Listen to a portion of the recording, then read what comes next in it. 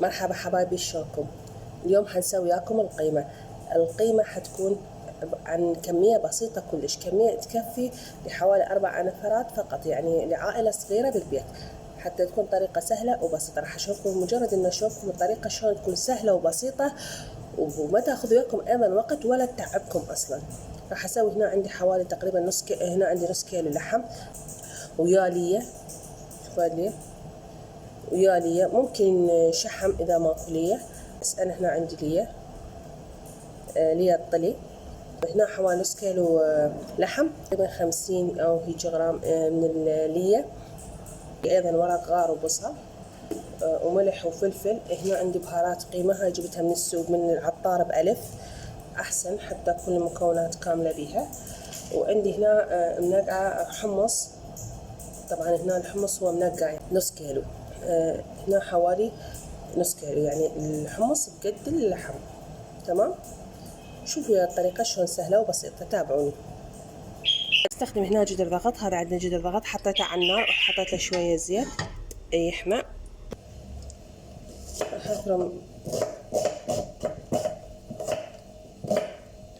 انا طبعا افضله يكون شرائح حتى ايضا يصير على شكل خيوط. شوفوا هذا الشكل حتى يصير مش يعني شريس.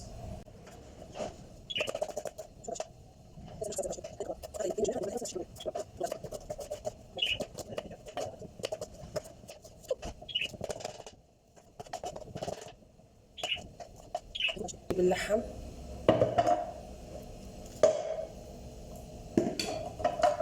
هاي اللحمة على طولها، القصة مالتها لازم تكون بجهة العروق، هذا الشكل.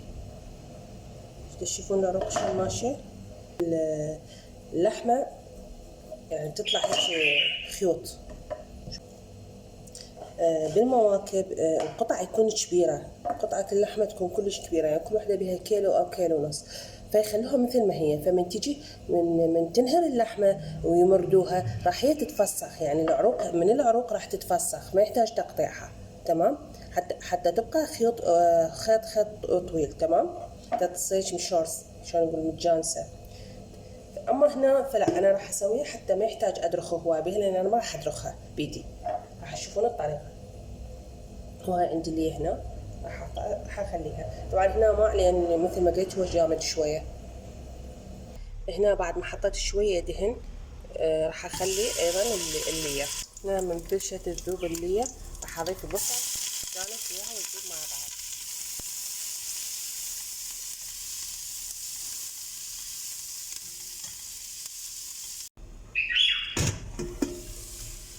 بعد ما ذبل البصل راح اضيف اللحم، هذا اللحم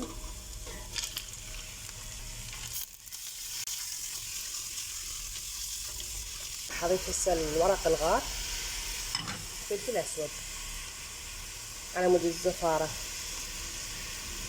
تمام،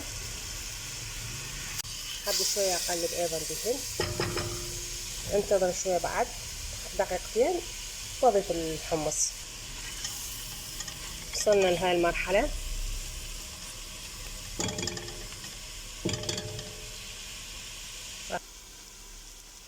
صح حاليا اضيف الحمص.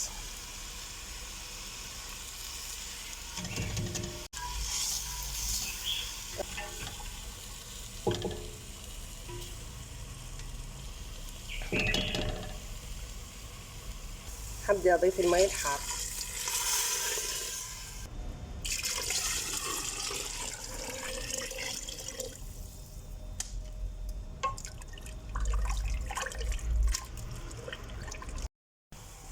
هنا بعد ما بدأ يفور راح اقشط الزفارة من عليه.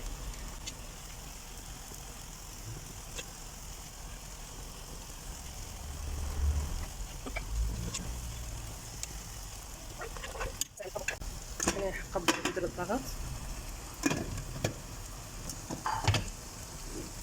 وانتظر يفور. عندي هنا قلاصين تمن بسمتي، حغسله وانقع حوالي ربع ساعة بعدين اركبه. هنا عندي زيت، سمنة حبة، وهاي عندي هنا شعرية. بعد ما تحمرت شوية صار الشقرة الشعرية، حضيف التمن.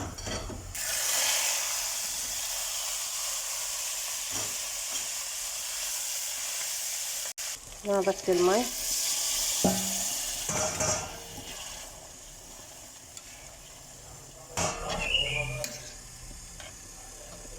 هنا صفيت اللحم والبصل. هنا صفيته من المي، هذا المي بعد ما صفيته. طبعا راح احتاج انه اراجع من عنده، بس راح اهرس اللحم والها وبعدين ارجع له. ضفت اللحم والبصل. شوفوا مثرامة ست البيت او المثرامة او هاي.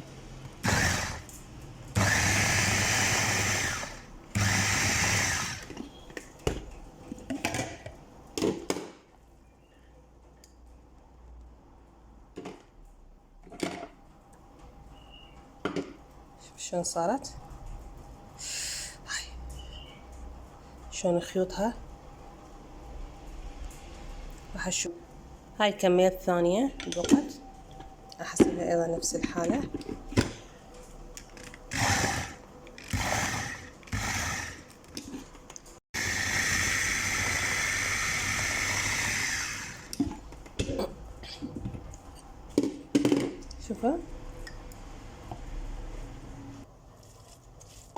شوفوا شلون صارت بكل سهولة. ما تحتاج اصلا وقت. راح اضيف من المي اللي صفيته، هذا مي صفيته، راح اضيفه هنا بس حسب الحاجة، حسب الثخن اللي انتم محتاجيه. حاخط واشوف اذا احتاج بعد اضيفها. طبعا اكو شغلة اخيرة بعد ما اهرسها.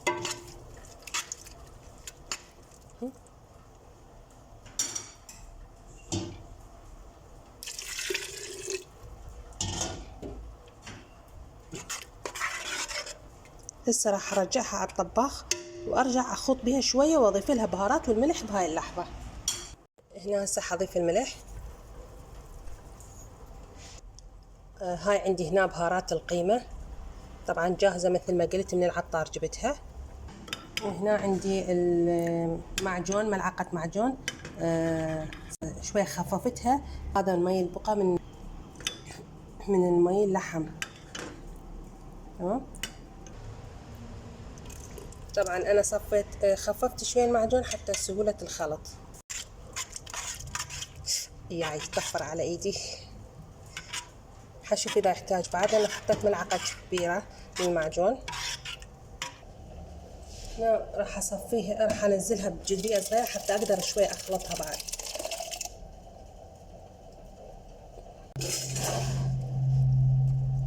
شوفوا شلون صار.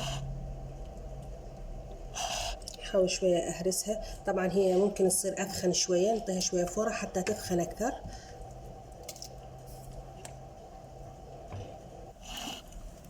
هاي هنا التمن ما شاء الله صار يخبل التمن.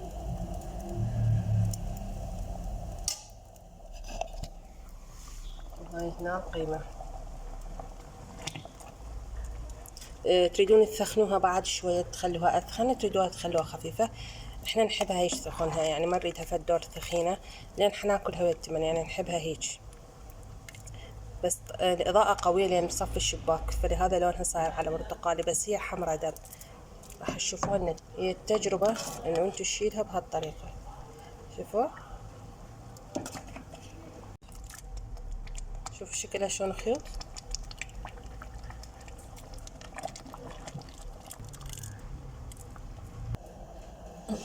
جيب معون من هذا صبي.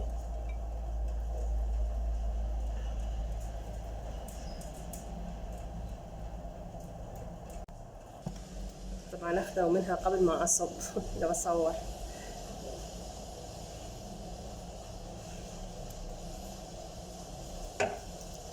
هاي الطريقة.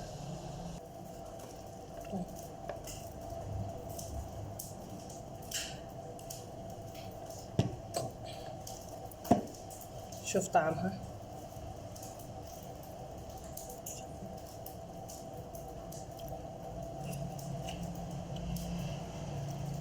بسم الله ما شاء الله، تخبل طعمها يجنن.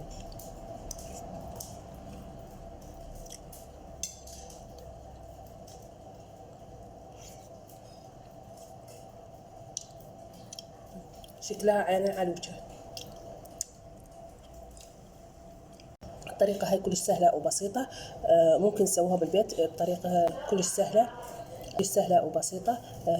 ممكن أيضا مثل ما يحتاج جدر ضغط، ممكن تحتاجون جدرية عادية تحطون بها البصل واللحم والحمص، تستووا يستوي نهائي، وبعدها تسووا محضرة الطعام. كلش سهلة وبسيطة هاي الطريقة، وما يحتاج منكم لا وقت ولا مجهود ولا تعب.